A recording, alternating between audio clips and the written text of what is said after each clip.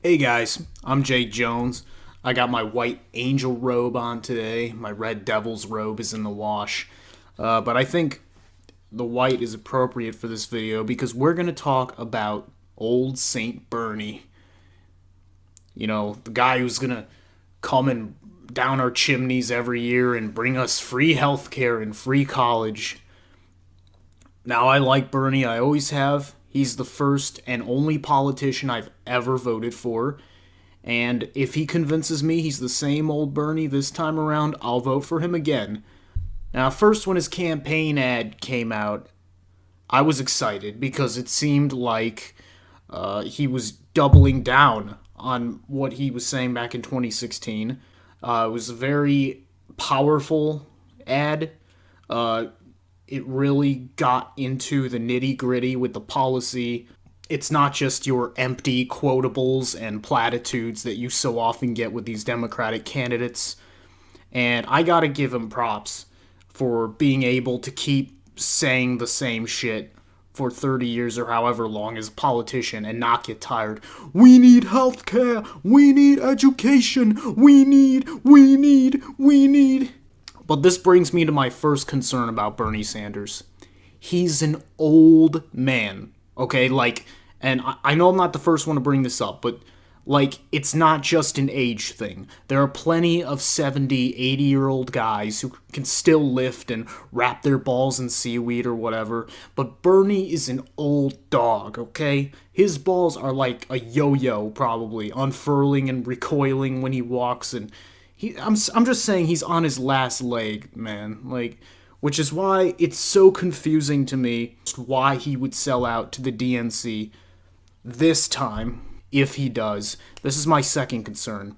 In 2016, after Bernie was literally and unquestionably cheated out of the nomination. This is unquestionable. This is a fact. Hillary supporters can go jump in a swimming pool of peroxide and razor blades if they think that this was Bernie's fault, that Bernie somehow got the Russians on the phone. Like, hey, can you rig this shit for us? But from a political Machiavellian perspective, in 2016, Bernie didn't really have much choice but to kiss Hillary's ring. He had to do it for a couple of reasons. Even though I hated it, all of his fans hated it, that he had to do it, but he had to, because if he didn't, running in 2020 would be 10 times harder than it already is.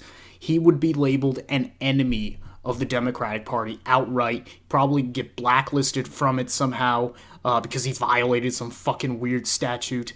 And CNN, look, they still give him shit for it, and these little jabs like, ooh, you're socialist, from the champagne liberals at CNN. I mean, they just did it. They just did it again tonight. And I was watching part of the town hall meeting on CNN. All they do is ask bullshit questions. Are we going to be a socialist country? No. That's how he should have answered that. No. America will never be socialist because Denmark isn't socialist. Bernie should have said that. He should have said capitalism is good, but we need major reforms. And this goes back to my point about his age, or maybe his speechwriters, or both.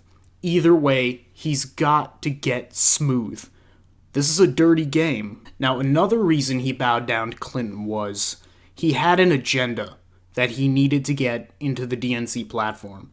Now, personally, if I was Bernie, I would say, fuck the DNC, fuck the system, we're overthrowing this bad boy. But I'm young. I got come up to the eyeballs and I'll fuck up anything that moves. I'm ready to fuck shit up. If this country got to the point of anarchy, I would be on the front lines with my pitchfork in the eye of Mitch McConnell. Why? Because I like excitement. I like action. But once again, Bernie is an old man. He's 5 years away from the nursing home, from not being able to drive or maybe even walk. And it's bullshit that we don't have a younger person, maybe with the exception of Tulsi Gabbard, who is just as committed to raising our standards of living as Bernie Sanders. That's what Sanders is about. Raising our standards of living just to be equal with Canada and most of Europe, let alone Scandinavia. Libertarians will argue, well, he wants to tax more, but you know what? We shouldn't tax anybody. Yeah, it sucks that we pay more in taxes. Just take everybody's taxes away. Okay, well, guess what? Your taxes are never going down. Not gonna happen anywhere in the foreseeable future unless people go full schizo and murder these lying politicians on the Capitol steps, which, by the way, I am massively in favor of. But you gotta do it. I can't do it all by my lonesome. Me and my well-regulated militia couldn't do it. With the Billy Bob Joe Gun Club, we couldn't do that by ourselves. We would need so many people to do that. So, to avoid that level of carnage, I'll settle for a social democracy where you actually get something in return for your tax dollars instead of just another missile up some brown guy's ass in Yemen. Here's another fact that you may not know. Bernie Sanders is a social democrat. He says he's a democratic socialist, but as Kyle Kulinski and others have pointed out, he's actually a social democrat by definition. And the fact that Bernie can't even make that distinction to the American people is also frustrating. That shows me that he is listening to the wrong people, and that could wind up being his downfall. Now, here's some good things about Bernie, and there are plenty of good things. One of them is longevity. You can pull up a video 10 years ago of Tulsi Gabbard, who I actually really like, or pretty much just pull up a video 10 years ago of any Democratic politician, Obama, Hillary, Joe Biden, whoever. 10 years ago, their politics are totally different from what they are now. They don't think gays should get married. They think pot leads to heroin or the super predators, etc., etc. All that conservative fear-mongering that was the norm at the time. Now in 2018, or the current year, they've adapted, and they think that we don't notice. But with Bernie, you could pull up a video 10, 20, 30 years ago. He's saying the exact same shit, almost verbatim. And for 30 years, nobody listened. Nobody gave a shit when he was screaming about healthcare for all, about free education, about prison reform, about regulations on Wall Street. Nobody gave a shit. So he's like, fuck it, I guess I'm just going to have to keep saying that. And I respect that. Because that shows me that he's absolutely committed to at least trying his best to put these policies forward and actually serving the people. Another great thing about Bernie, most of what he says is facts. Not rhetoric, not platitudes, facts, truths, statistics. Even about Trump. Trump does pal around with some dictators while condemning others when it's convenient for our military-industrial complex. He'll suck Kim Jong-un's ding-dong in front of reporters, yet at the same time declare Maduro an international threat. Trump does conduct elaborate business deals with the Saudis, some of the biggest violators of human rights in the world. He does suck Israel's dick, same as every other politician, to be fair, but that's unacceptable. Like, we can't keep being Israel's bitch. Trump has banned transgenders from serving in the military. Trump has declared a fucking wall a national emergency, when the fact is, there is a net zero of immigration coming from Mexico. There are more leaving America for Mexico than the other way around. That's a fact. Trump is a fucking lunatic, and I don't want to see him win again. But guess what? Trump is not Bernie's biggest problem. If Bernie wins this time, Trump's odds of winning a second term will plummet. It'll be easy to win over Trump, because unlike Trump, and unlike Hillary, Bernie actually has a vision for this country, whether you agree with it or not. And I'm a bitter pessimist. I'm highly skeptical of the socialist revolution. But I also understand that humans like a vision. They will follow it and they will vote for it. But Trump is not who you should be worrying about right now. It's your own party, Bernie. The DNC will try every dirty trick in the book to cheat and defeat you once again in a rigged delegate system, in a rigged electoral system. Don't talk about the Russians, about how they rigged our elections, Bernie. Talk about how the founding fathers rigged them a long time ago, during the genesis of our nation. Talk about the Electoral College and doing away with it completely, and constitutionally, by the way. That's why Colorado just voted in favor of that, in giving their electoral votes to the popular vote, essentially. So the electorates cannot go against the popular vote. That's what Colorado ruled on. These people are not your friends, Bernie. Kamala Harris is not your friend. She's a cop. She's for civil asset forfeiture, which is when the cops can rob you with no explanation. Dude, that's worse than Hillary. That right there is worse than Hillary. Kamala Harris, worse than Hillary. I wouldn't vote for her if she came to my house, gave me a blowjob. I wouldn't do it. Even that interview on The Breakfast Club, where she was trying to jive with Charlemagne the God and appeal to black folks, it's got something like an 80% dislike ratio. Whatever it was. It was a lot of dislikes, way more than likes. And they're not falling for it again. We're not falling for it again. We don't want more Obamas. Cory Booker is not your friend, Bernie. He's Mr. Big Pharma, aka Obama Light. Cory Booker is like a cokehead school principal who juggles hula hoops just to get the students to like him. He's so fake. I saw his campaign ad where, he goes to a barber shop with no hair for the closest shave in human history. Yeah, he's not an alien trying to act human. Amy Cunt Jar, whatever her stupid fucking name is. She's not for Medicare for all. She said it. These people are not for free college tuition and child care and prison reform and police reform and whatever the fuck else you want. Universal basic income? Oh, hell no.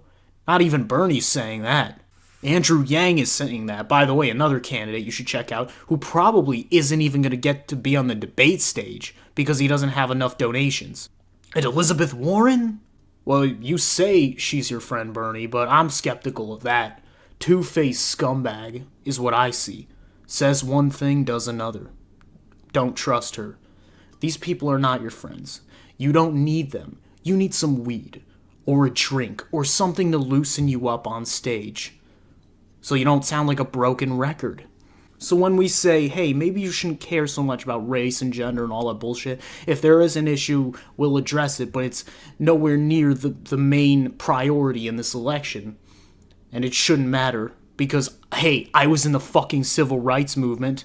Why don't you bring that up, Bernie, whenever they're like, oh, how are you gonna get these black folks to vote for you? Bitch, I was marching with Dr. King. I'd be saying that shit all day. Jesus, Bernie, you're just too goddamn humble. Stand up for yourself, man. But instead, he's being criticized by his own supporters for being too hawkish on Venezuela, a country that we keep talking about for some reason. Frankly, if I was Bernie, I'd be like, fuck Venezuela, fuck Syria, and the rest of these countries. We want nothing to do with them. Leave them alone and bring the troops home, goddammit. Then again, Bernie's strong suit has never been foreign policy. That's more of Tulsi Gabbard's area of expertise.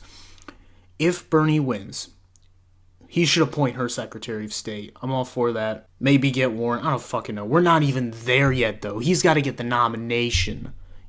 This is the hardest part, Bernie. You have got to be on your A game.